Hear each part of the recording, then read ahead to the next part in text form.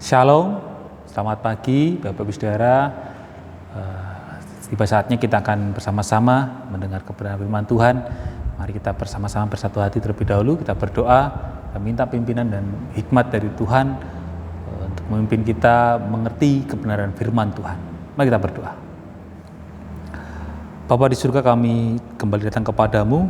Saat ini kami menyiapkan hati dan pikiran kami siap menerima kebenaran firman-Mu. Terlebih lagi kami akan mendengar berita firman Tuhan mengenai bagaimana persiapan Tuhan menjelang kematiannya. Kami serahkan Tuhan dalam kasih kuasa-Mu sehingga kami boleh mendengar kebenaran yang sejati dari firman Tuhan untuk boleh kami lakukan dalam kehidupan kami. Kami serahkan semuanya di dalam nama Tuhan Yesus kami telah berdoa. Amin.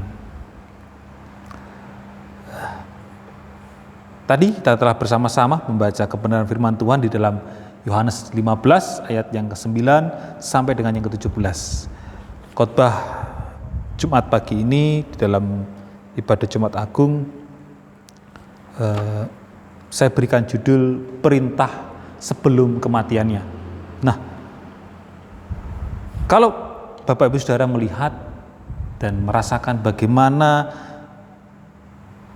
saat ini kita berada pada masa-masa kesulitan besar bagi bangsa dan negara kita.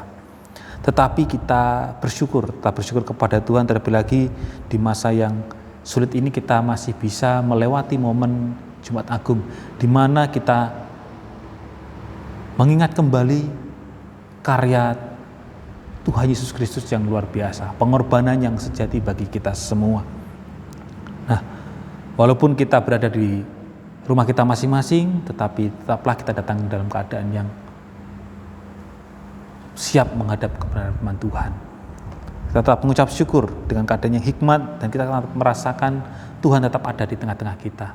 2 orang 3 berkumpul, Yesus ada di tengah-tengah kita semua. Nah, Bapak Ibu Saudara, ketika kita memperingati kematian Tuhan Yesus yang sebagai pengorbanan yang sejati yang tidak ternilai harganya, kita syukuri bahwa ini adalah peristiwa di mana janji Tuhan yang akan membebaskan umat manusia dari segala dosa dipenuhi olehnya. Nah, ketika kita mengingat proses kematiannya dalam kitab Injil, ada beberapa kisah ya dalam Injil sinoptik, baik itu Matius, Markus maupun Lukas dan ataupun dari Injil dari tulisan di Yohanes, ada kisah-kisah yang luar biasa. Terlebih lagi dalam Yohanes 15 ayat yang ke-9 sampai yang ke-17 ini, di mana dia sebelum ditangkap oleh para prajurit Romawi dan kemudian nanti pada akhirnya Tuhan akan disalibkan. Nah, ada sebuah perintah yang luar biasa yang Tuhan sampaikan dan berulang-ulang kali Yesus sampaikan kepada murid-muridnya. Berarti ini perlu mendapat perhatian yang khusus, perhatian yang jelas bagi kita. Perintah itu adalah hiduplah saling mengasihi satu dengan yang lainnya. Nah, dia berikan di dalam ayat yang ke-9, ayat yang ke-10, ayat ke-9 dan pada yang ke-17 nanti kembali Tuhan tekankan. Seperti Bapa telah mengasihi aku, demikian aku juga telah mengasihi kamu, tinggallah dalam kasihku. Ya, jikalau kamu menuruti perintahku, kamu akan tinggal di dalam kasihku seperti aku menuruti perintah Bapakku dan tinggal di dalam kasihnya. Ayat yang ke-12, saya lewati ayat 12. Inilah perintahku, yaitu supaya kamu mengasihi seperti aku telah mengasihi kamu.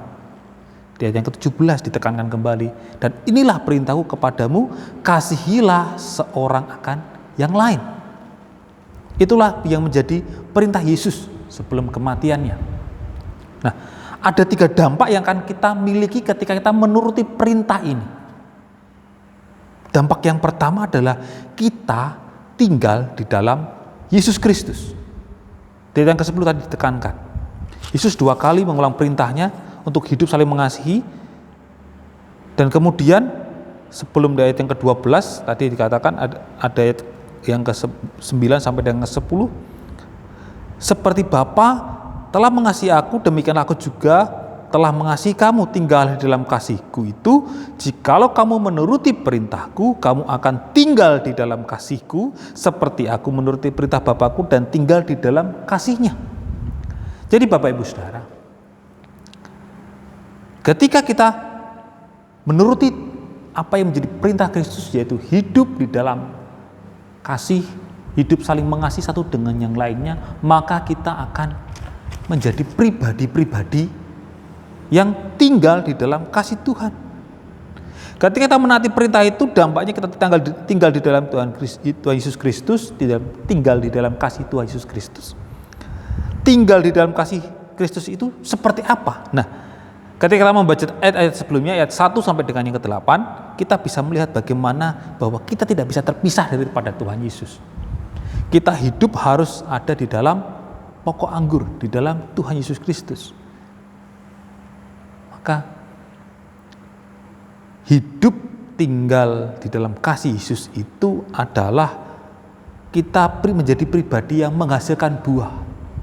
Berarti ada hasil yang kita miliki dalam hidup kita. Hasil yang keluar dari dalam hidup kita itu bukan hanya sekedar karakter yang benar, karakter yang baik di dalam Tuhan Yesus Kristus, tetapi juga pribadi-pribadi yang Tuhan tobatkan karena kesaksian kita, karena kita bercerita tentang Tuhan Yesus Kristus bagi orang-orang, kita menginjili, kita menyampaikan kabar sukacita, itu menjadi buah juga dalam kehidupan kita. Selain menjadi karakter pribadi yang terus serupa dengan Kristus, yang terus menyerupai dengan Kristus, kita juga menjadi pribadi yang menjadi berkat, menyampaikan kabar sukacita. Hidup kita akan menjadi pribadi yang menghasilkan buah. Itu yang kita miliki nanti pada akhirnya. Pribadi yang memiliki karakter setia, karakter yang taat kepada Tuhan. Itu adalah buah dalam diri kita, Bapak Ibu Saudara.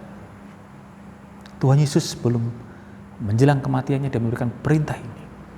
Dalam perintah ini dia menjelaskan ada dampak, yaitu tadi, tinggal di dalam kasihnya yang luar biasa. Sehingga pribadi diri kita ini, pribadi yang menghasilkan buah. Lalu dikatakan di dalam ayat yang ke-8, ayat yang ke-7, jikalau kamu tinggal di dalam aku dan firmanku tinggal di dalam kamu, mintalah apa saja yang kamu kehendaki dan kamu akan menerimanya. Ketika kita tinggal di dalam Tuhan, di dalam kasih Tuhan, apa yang kita kehendaki ada kepastian dalam menerimanya.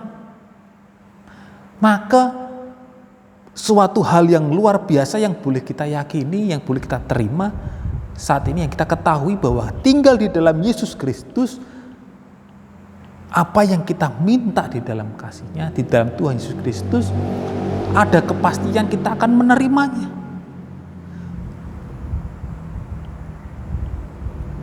Tetapi, maksud saya bukan tetapi, apa yang kita minta tentu pasti akan sesuai dengan apa yang menjadi perintah Tuhan. Apa yang menjadi perintah Tuhan, yaitu saling mengasihi. Ketika kita menghadapi sesuatu masalah dengan saudara kita akan berdoa, kita mengasihi, kita berdoa, Tuhan berikan saya kesabaran untuk menghadapi orang ini. Ya, itu pasti akan kita minta. Sesuatu yang kita minta tidak hanya sekedar keinginan duniawi saja, melainkan hal-hal yang mendatangkan kemuliaan bagi nama Tuhan. Di ayat yang ke-8 dikatakan, dalam hal inilah Bapakku dipermuliakan. Jadi, apa saja yang kamu kehendaki, kamu akan menerima dan kamu akan menerimanya. Dalam hal inilah Bapakku dipermuliakan, yaitu jika kamu berbuah banyak, dan demikian kamu adalah murid-muridku.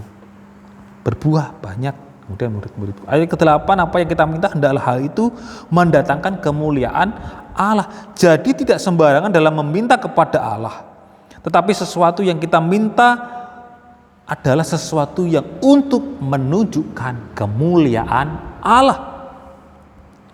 Misalkan kita berdoa memohon kesembuhan kepada Tuhan.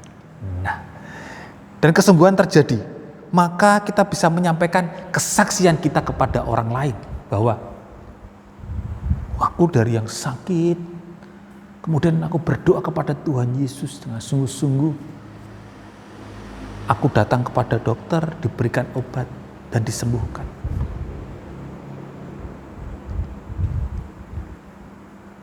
Aku berdoa kepada Tuhan supaya aku terus memiliki hikmat supaya hidup sehat.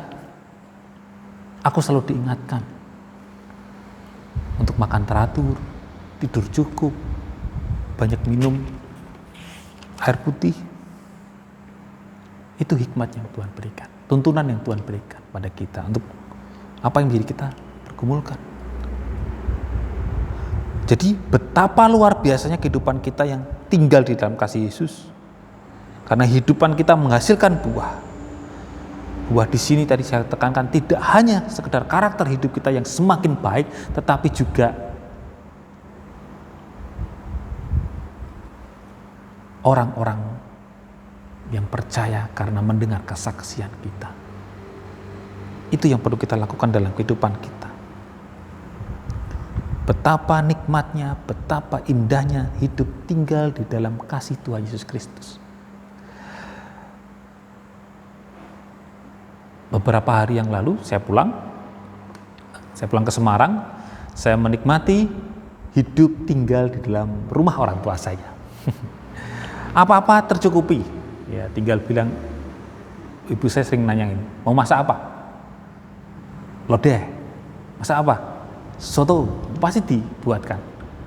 Terus kadang kalau mau pergi, dikasih uang saku. Itu kalau saya pulang untuk bimbingan sendiri. Kadang sama istri juga seperti itu. Ya, buat beli bensin, itulah istilahnya seperti itu. Betapa nikmatnya pulang ke rumah orang tua, segala sesuatu dipenuhi. Kadang kalau meminta juga diberikan. Mak, gak ada gula, dibawain gula. Mak, gak ada cabai, dibawain cabai. Betapa nikmatnya hidup tinggal bersama dengan orang tua ketika saya pulang. Dan seperti itulah gambaran ketika kita hidup nikmat tinggal di dalam Tuhan Yesus Kristus. Ketika kita bersama-sama menyerahkan hidup kita kepada Tuhan, Tuhan juga akan cukupkan. Tuhan juga akan sertai dan jagai kehidupan kita. Ada apa-apa, Tuhan juga akan merespon. Ketika saya sakit, orang tua saya pun masih merespon. Hidup tinggal di dalam kasih. Hidup tinggal di dalam orang tua aja enak, apalagi hidup tinggal di dalam kasih Tuhan Yesus. Pasti jauh lebih enak. Saya yakin Bapak Ibu Saudara. Nah, maka tetaplah lakukan perintah Tuhan, yaitu untuk hidup saling mengasihi itu dengan yang lainnya, agar kita tetap tinggal di dalam kasih Tuhan Yesus Kristus. Itu yang pertama. Yang kedua, dampak yang kedua yang kita rasakan adalah kita memiliki sukacita yang penuh. Pada ayat yang ke-11. Semuanya itu kukatakan kepadamu supaya sukacitaku ada di dalam kamu dan sukacitamu menjadi penuh. Kata sukacita penuh berasal dari kata Yunani yaitu plero, yang berarti mengisi penuh untuk menyebabkan berlimpah sukacitanya. Jadi sukacita kita akan selalu ada rasa yang kurang jika kita tidak tinggal di dalam kasih Tuhan. Jika kita tidak merasakan dipenuhi oleh kasih Tuhan. Sukacita yang diberikan Tuhan Yesus adalah kepastian keselamatan. Bayangkan, saat kita senang, saat kita membayangkan Bapak Saudara, ketika kita senang, ketika kita mendapat berita yang luar biasa, misalkan beberapa waktu lalu ada yang, wah saya mendapat lotre, hadiahnya 100 juta. Kemudian di tengah-tengah rasa senangnya dia akan masuk tiba-tiba pikiran, waduh, aku kalau mati masuk surga atau neraka ya. Wah, nah itu yang sesuatu yang pasti tidak nyaman sekali Bapak Ibu Saudara. Ya. Sukacita yang kita miliki pasti kesenangan yang kita miliki rasanya, waduh, ya. Jadi madek lagi, tidak loss. Tetapi ketika kita memiliki sukacita, tinggal di dalam Kristus Yesus, kita melakukan perintah Tuhan yaitu saling mengasihi, kita akan memiliki sukacita yang penuh, sukacita kita yang berlimpah-limpah di dalam Tuhan Yesus Kristus. Jadi ketika kita ada kesenangan pun sepertinya akan ditambah-tambahkan, Bapak Saudara. Ya. Sukacita yang sejati yang diberikan oleh Tuhan Yesus, yaitu keselamatan, kejaminan keselamatan yang diberikan olehnya, melengkapi sukacita-sukacita yang ada kita dalam kehidupan kita.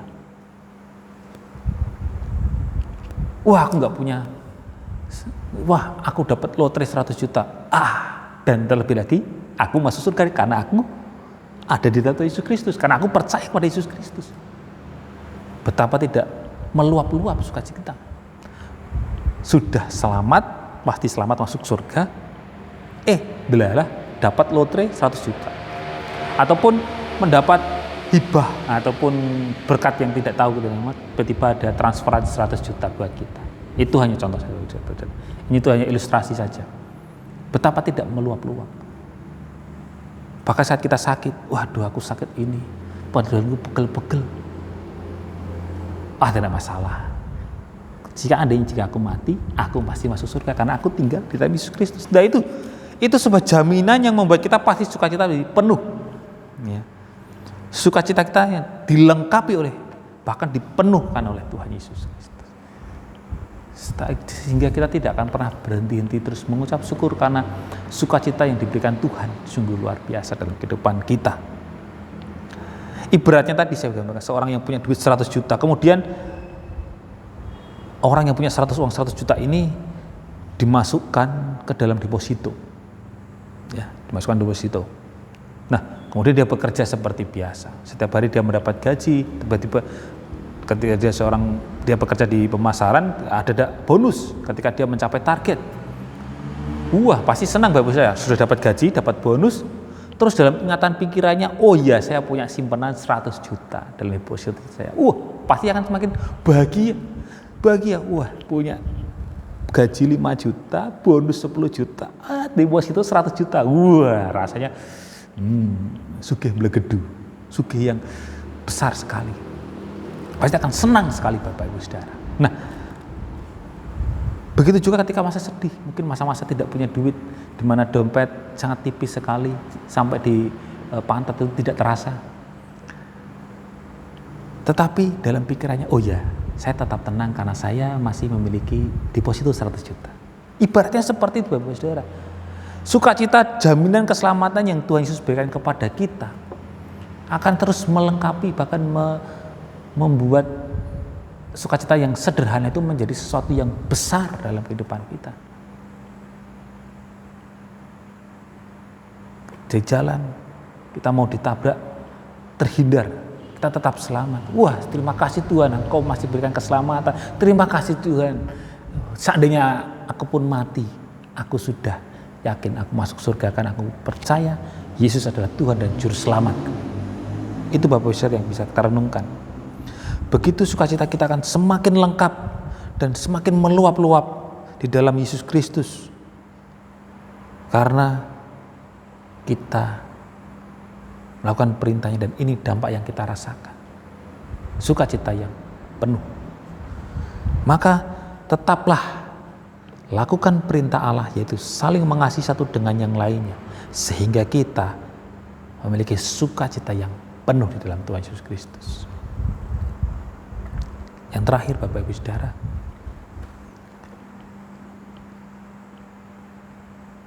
kita menjadi sahabat Yesus. Yesus mengatakan di ayat yang ke-13, ayat ke-12, yang ke-13, tidak ada seorang kasih yang lebih besar daripada kasih seorang yang memberikan nyawanya untuk sahabat-sahabatnya. Kamu adalah sahabatku jikalau kamu berbuat apa yang kuperintahkan kepadamu. Apa perintahnya? Ayat ke-17, inilah perintahku kepadamu, kasihilah seorang akan yang lain. Jadi ketika kita melakukan apa yang menjadi perintah Tuhan, yaitu mengasihi tadi, dampak yang ketiga adalah kita menjadi sahabat-sahabat Yesus. Jadi sahabat Yesus. Ada lagunya kan, kau sahabatku, Bukan. Yesus sahabat. Saya lupa apa saudara. Ya pokoknya itu adalah ya. Di dalam MP ada ya. Yesus kawan yang sejati. Yesus kawan yang sejati. Itu. Kawan yang sejati. Kau sahabatku, kau saudaraku, tidak dapat memisahkan kita karena kita di dalam kasih Yesus. Nah, Yesus menjadi sahabat kita ketika kita melakukan perintahnya, yaitu saling mengasihi satu dengan yang lainnya. Sebagai sahabat Tuhan, Yesus mengatakan di ayat yang ke-15, aku tidak menyebutmu lagi hamba, sebab hamba itu tidak tahu apa-apa. Tetapi apa yang diperbuat oleh Tuhan, tetapi apa yang ada padaku, ya dikatakan, karena aku telah memberitahukan kepada kamu segala sesuatu yang telah kudengar dari Bapakku. Jadi tidak ada lagi yang tersembunyi. Apa yang sudah Yesus dengar dari Bapaknya, dari Bapa kita semua, disampaikan juga kepada kita. Hidup saling mengasihi satu dengan yang lainnya. Itu yang ingin Yesus inginkan supaya kita lakukan dalam kehidupan kita. Bapak Ibu Saudara, sebagai sahabat, Yesus telah menceritakan dan mengungkapkan isi hatinya. Apa yang dia ketahui, dia sampaikan kepada kita. Sehingga kita sudah tahu apa yang menjadi isi hati Yesus. Jadi mari kita lakukan. Dia begitu percaya kepada kita, ya. Dia begitu mengasihi kita sehingga dia menyampaikan apa yang menjadi isi hatinya, yaitu hidup saling mengasihi. Dia sudah menyampaikan. Maka mari kita lakukan. Dia mempercayai kita.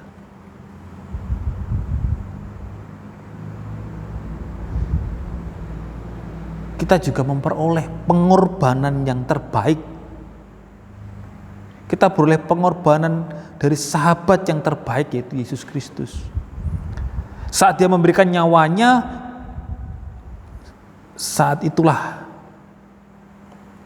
pengorbanan yang sejati diberikan. Yesus mengatakan bahwa tidak ada yang lebih besar daripada kasih seorang yang memberikan nyawanya bagi sahabat-sahabatnya. Dia memberikan nyawanya bagi sahabat-sahabatnya. Kita dari orang-orang yang berdosa diangkat derajatnya oleh Yesus untuk menjadi sahabat-sahabatnya dengan memberikan nyawanya. Bapak Ibu Saudara, sesuatu yang sangat-sangat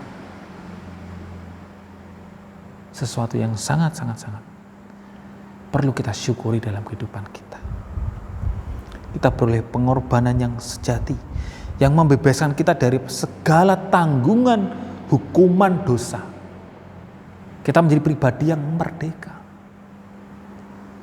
Jadi kita hidup dalam saling mengasihi satu dengan yang lainnya, melakukan perintah Tuhan. Kita menjadi sahabat Tuhan. Kita beroleh pengorbanan dari sahabat kita.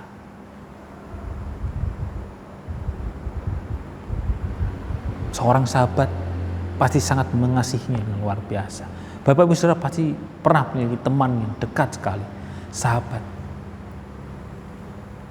Ketika sedih, ketika kekurangan, ya kadang mereka memberikan, mencukupkan, ditraktir makan, kayak diajak jalan, menghibur ketika sedih.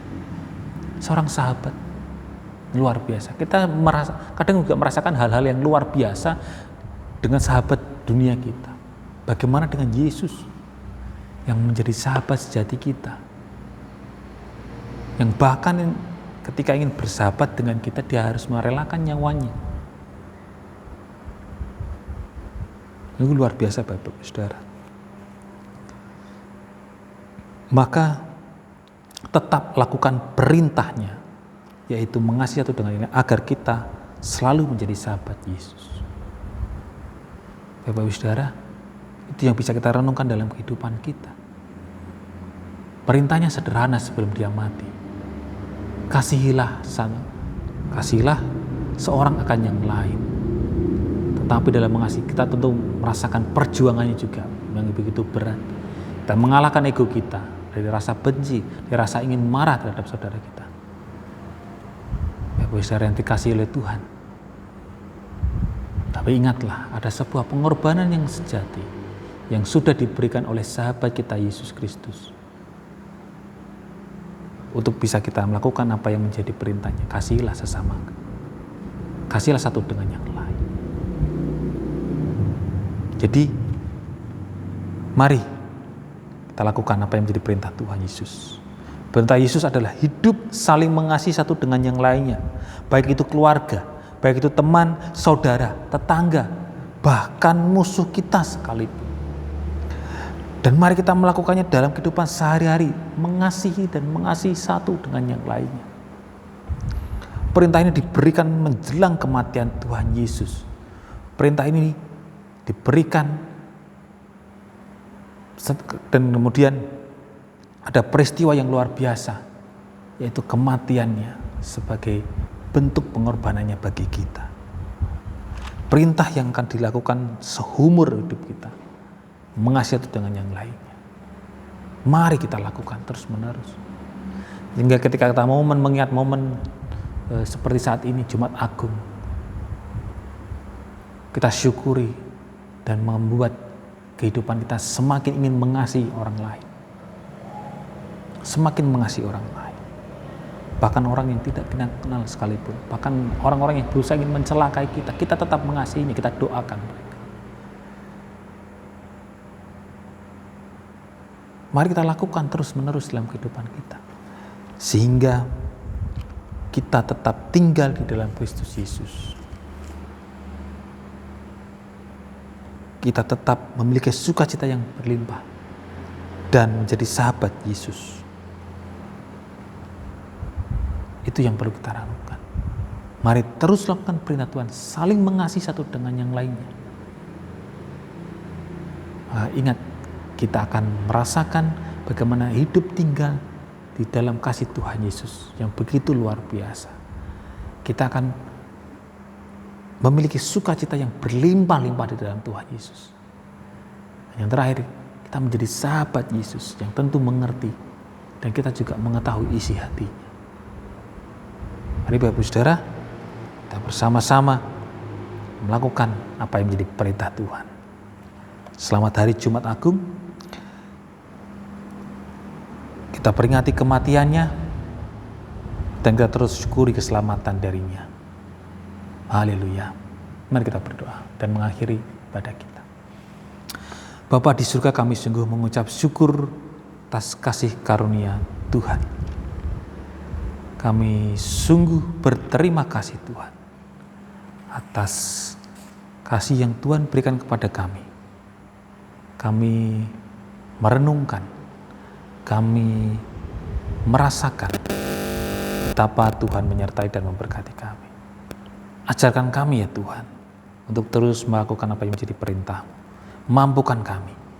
Mampukan kami Tuhan, agar kami terus melakukannya dalam kehidupan kami. Sehingga kami bisa merasakan dampak-dampak yang luar biasa yang boleh kami nikmati. Hidup tinggal hidup dengan penuh penyertaan dan berkat Tuhan. Kami merasakan sukacita yang penuh, yang meluap-luap. Dan juga kami merasakan bagaimana memiliki sahabat yang tidak akan pernah mengkhianati kami, yaitu Tuhan Yesus Kristus. Sungguh luar biasa Tuhan. Bila itu kami rasakan semuanya. Ajar kami untuk terus melakukan perintah-Mu. Dan kami pasti merasakan apa yang menjadi janji-janji Tuhan. Terima kasih Tuhan Yesus. Terima kasih. Mari Bapak Ibu Saudara, kita akan mengakhiri ibadah pagi ini dengan memohon doa berkat pada Tuhan. Bapak Ibu Saudara, terimalah berkat daripada Tuhan, Allah Bapa kita yang mencukupkan, yang menyertai, yang memenuhi segala apa yang menjadi kebutuhan kita, dan yang mengerti apa yang menjadi pergumulan kita. Dan terimalah damai sukacita dan damai sejahtera dari Tuhan kita Yesus Kristus, yang memperdamaikan dari kita orang berdosa dengan Allah, yang mengangkat kita dari lembah kekelaman menjadi pribadi yang berkenan di hadapan Tuhan. Dan terimalah hikmat daripada Roh Kudus, sehingga kehidupan kita terus mengambil keputusan-keputusan yang sesuai dengan apa yang menjadi rencana Allah dalam kehidupan kita. Terimalah itu semua, kehidupan yang terus diberkati dan disertai oleh Tuhan kita. Haleluya, terima kasih ya Tuhan.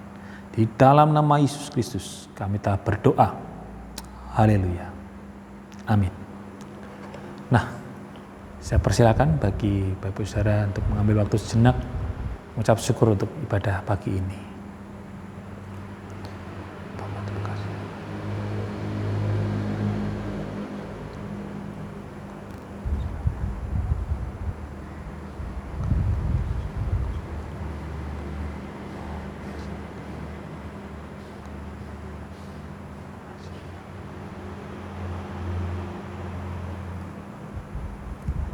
Nah, selamat pagi Bapak-Ibu Saudara, selamat Jumat Agung, kiranya kasih Tuhan terus memberkati kita semua. Haleluya.